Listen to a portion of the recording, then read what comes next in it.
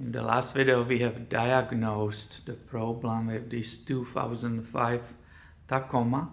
The customer thought that his lower ball joint on the driver front side is bad, but we found out pretty quickly, we found out pretty quickly that it was actually the wheel bearing which failed. So let's go in this video to show step by step how to replace that. Let's see if it will be still visible and or audible without that wheel.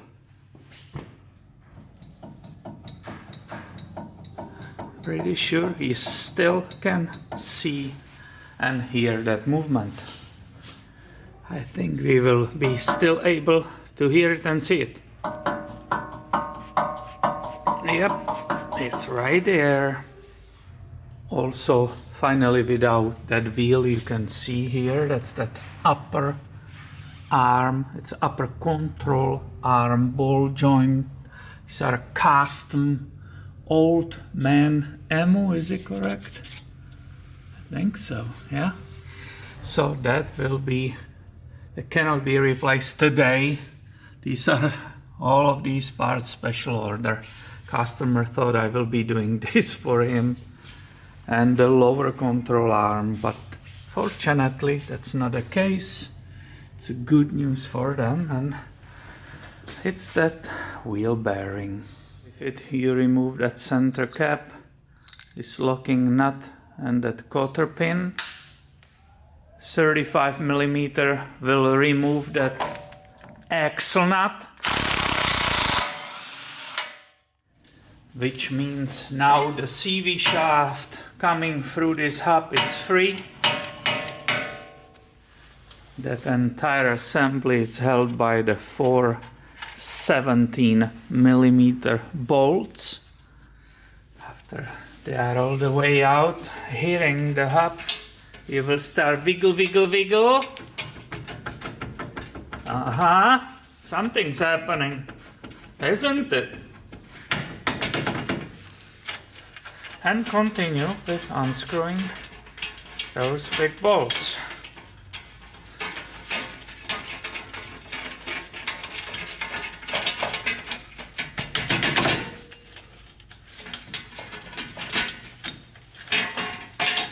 I guess hopefully that gives you idea what is the one of the ways to deal with this. And the whole assembly, it's out.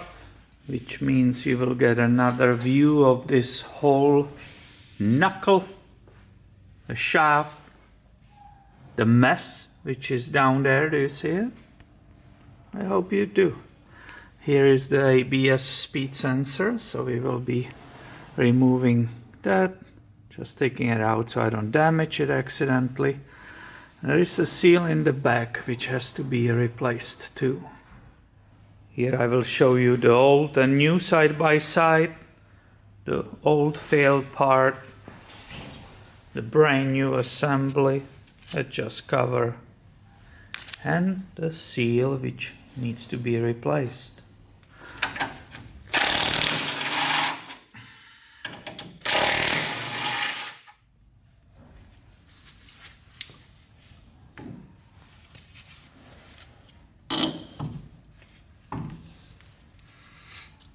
Here is the seal.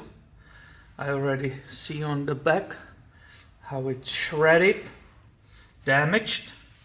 That could have caused dirt, dust entering the bearing and damaging it. I'm not sure if you can, but hopefully you can see the detail there, right here. Come on, will you focus on it, baby? Yep. You better handle all these parts very carefully. You don't want to damage it. Now it's time to clean that old grease. Everything has to be prepared like new here, so it will not damage the new seal. Here is the new part which will be installed right here. The first old one comes out.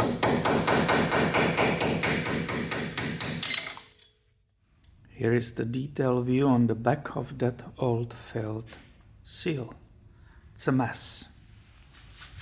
Continue with the cleaning.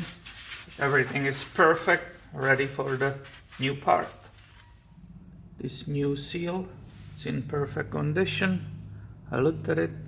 It doesn't need any special press or seal installer, believe it or not.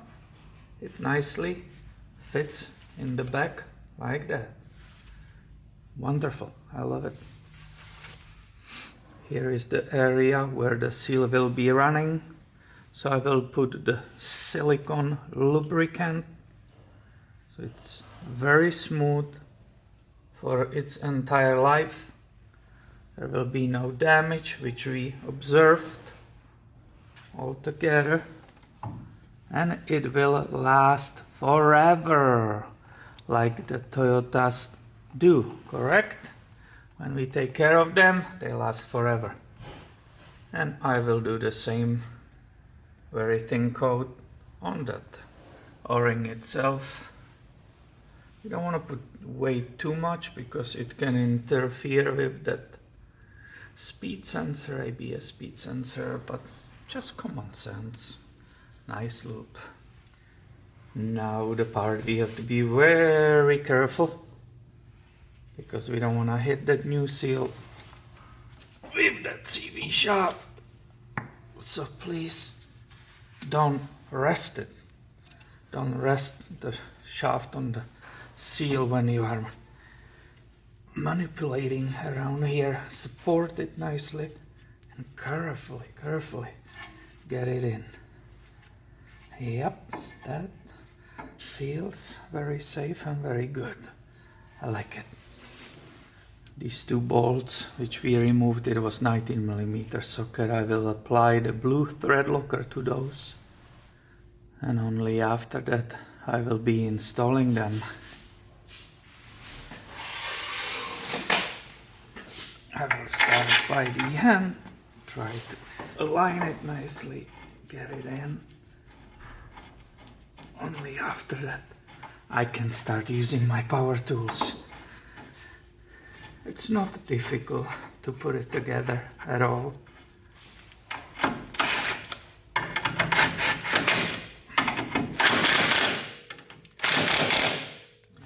I don't have a spec for those, but trust me, they better be tight. Also that thread locker will make sure they will not fall off. But it's this huge bolt, so better a little bit more than not enough. Now I can check finally if it's perfectly seated, that CV axle. And it's a good news, it's wonderful. Perfectly inside of that new seal, I love it. And I will still wait with installing that speed sensor, despite the fact it will be more comfortable right now. But I will be still moving that CV axle and I don't want to damage it. What I didn't show you is that very large O-ring or a seal, whatever you want to call it, which came out with the old one. So the set had in this bag also the new one. When we remove it, we have to first install it on. When you are ready to go install it on the truck, don't forget that there was this plate behind it. It is a little bit annoying, but not impossible, to put it all together carefully. One more time recheck. I have that O-ring here, which will also be stopping dust and dirt coming in. And carefully, watching every single detail, I'm starting to install this entire assembly. I don't want to start pushing that CV axle too much in, so you have to pay attention every single detail right now. Starting all those bolts by the hand. You saw they are pre-coated with thread lock, so you don't have to, in this case, put that blue thread lock on it. It's already pre-coated. Now I've got it there. I will start in crisscross order. Always on the opposite side. I will start torquing these. They definitely need to be tight. I don't have a torque for you. You'll have to look it up if you want to know, but basically what's going on here, I need to be tight. They have to be tight so they don't come loose, basically. And the torque, it's not so important, like it will be on that axle nut itself. We will discuss that a little bit later. So for just now I will install that axle nut and we will torque it later when I will have a brake on. That's all I need for right now. I will go ahead, clean my speed sensor and install it back. And now I have it finally ready for torquing that axle nut. That screwdriver in the groove helps me to stop that entire assembly from rotating. So I can finally apply torque of 173 foot-pounds, which is 235 Newton meters. We work in Newton meters.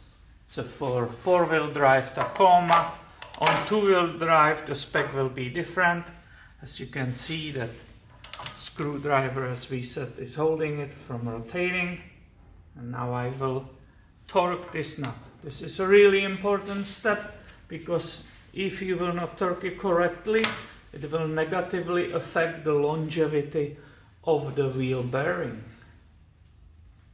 And this is a large torque, as you can imagine. One more time. Okay, I got it. And I will put back this locking crown nut and install the cotter pin. Carefully after that, tap on this dust cap.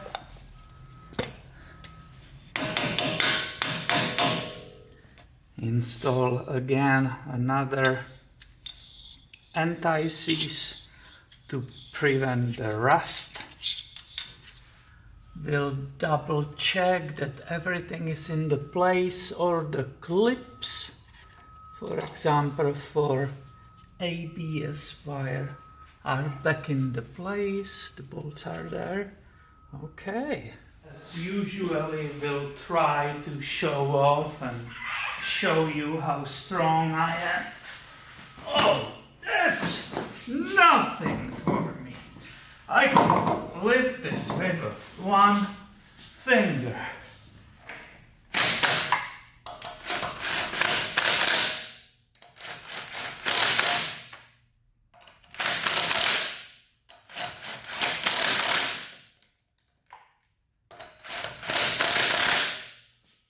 So I have it temporarily without the final torque installed, and now we will find out if we were right with diagnosis. So I placed that camcorder in the same place, that camera where it was when we started, and we saw that play, which regarding the customer might have been the lower ball joint, or on the upper control arm, that ball joint. These were his worries. So let's see right now if it's all good. And look at it. No click. I'm grabbing it as hard as I can. We are peachy. So I hope you have enjoyed staying with me in my shop today, and make sure you are subscribed. I have more coming your way soon. Thank you for watching and have a great day, my friend.